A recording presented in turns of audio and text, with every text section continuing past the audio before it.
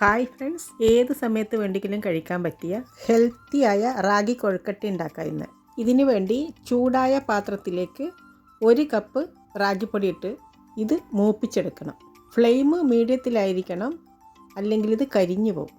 റാഗിപ്പൊടി നന്നായി വറുത്ത് ഇത് മൂത്ത് വരുമ്പോൾ നല്ലൊരു മണം വരും. ആ സമയത്ത് ഇതിലേക്ക് 1/4 കപ്പ് തേങ്ങയും കൂടി ചേർത്ത് ഒന്നുകൂടി ഇത് വറുത്തെടുക്കണം. ഈ സമയത്തെല്ലാം ഫ്ലെയിം മീഡിയത്തിലായിരിക്കണം. ഇതിപ്പോൾ കറക്റ്റ് പാകത്തിനായിട്ടുണ്ട്. ഇനി ഇത് വേറെ പാത്രത്തിലേക്ക് മാറ്റി വെക്കാം. ഇതേ പാത്രത്തിൽ തന്നെ വെച്ചാൽ ഇതിൻ്റെ ചൂട് കൊണ്ട് ഇത് കരിഞ്ഞു പോകും. ഇനി അതേ പാത്രത്തിലേക്ക് കുറച്ച് നിലക്കടലയും കുറച്ച് കാഷ്യൂനട്ടും കൂടി ഇട്ട് ഫ്രൈ ചെയ്തെടുക്കണം. ഇതും കരിഞ്ഞു പോകാതെ ശ്രദ്ധിക്കണം. ഇതിപ്പോൾ കറക്റ്റ് പാകത്തിനായിട്ടുണ്ട്. ഇനി സ്റ്റൗ ഓഫ് ചെയ്യാം. പീനട്ടിൻ്റെ മേലെയുള്ള ആ സ്കിന്നെല്ലാം കളഞ്ഞെടുത്തിട്ടുണ്ട്. നല്ലൊരു ഫ്ലേവറിന് വേണ്ടി 2 ഏലക്കേൻ്റെ കുരുവും കൂടി ഇതിലേക്കിട്ട് ഇത് ക്രഷ് ചെയ്തെടുക്കണം. നല്ല സോഫ്റ്റായിട്ട് പൊടിക്കേണ്ട, ഒന്ന് ക്രഷ് ചെയ്താൽ മതി. അപ്പോഴായിരിക്കും ഇത് കഴിക്കാൻ നല്ല ടേസ്റ്റ്. പാകത്തിനുള്ള ഉപ്പും കൂടിയിട്ട് ഇത് മിക്സ് ചെയ്ത് ഇതിലേക്ക് ഇളം ചൂടുവെള്ളം കുറേശ്ശെ ഒഴിച്ച് ഇത് മിക്സ് ചെയ്തെടുക്കണം.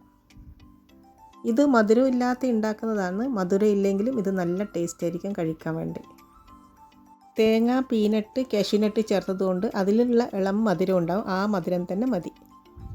ഇതിപ്പോൾ ഇതുപോലെ കുഴച്ചെടുത്തിട്ടുണ്ട്.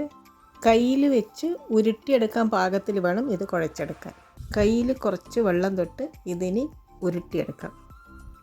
നമുക്ക് ഇഷ്ടമുള്ള ഏത് ഷേപ്പിൽ വേണ്ടെങ്കിലും ഇത് ഉരുട്ടിയെടുക്കാം. ഇങ്ങനെയും ഉണ്ടാക്കാം. ഞാനിപ്പം ഇതുപോലെയാണ് ഇത് ചെയ്തെടുക്കുന്നത്.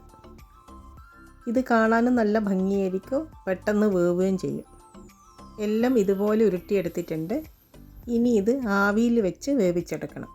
ആവി പാത്രത്തിൽ കുറച്ച് എണ്ണ ബ്രഷ് ചെയ്ത് കൊടുക്കുന്നുണ്ട്.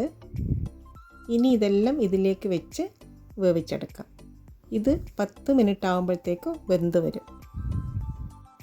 ഇതെല്ലാം വെച്ച് കൊടുത്തതിന് ശേഷം ഇത് അടച്ച് വെക്കാം. ഇത് കഴിക്കാൻ നല്ല ടേസ്റ്റ് ആയിരിക്കും. നിങ്ങൾ ഇതുവരെ ചെയ്തിട്ടില്ലെങ്കിൽ ഒന്ന് ട്രൈ ചെയ്ത് നോക്കണം. 10 മിനിറ്റ് കഴിയുമ്പോഴത്തേക്കും ഇത് നന്നായി വെന്ത് വന്നിട്ടുണ്ടായിരുന്നു. ഇതിൻ്റെ ചൂട് ചെറുതായി ഒന്ന് മാറിയതിന് ശേഷം ഇത് വേറെ പാത്രത്തിലേക്ക് എടുത്ത് മാറ്റാം. അപ്പോൾ ഇത്രയേ ഉള്ളൂ, ഹെൽത്തിയായ റാഗി കൊഴുക്കട്ട റെഡിയായി. Okay friends, bye bye. Thank you for watching.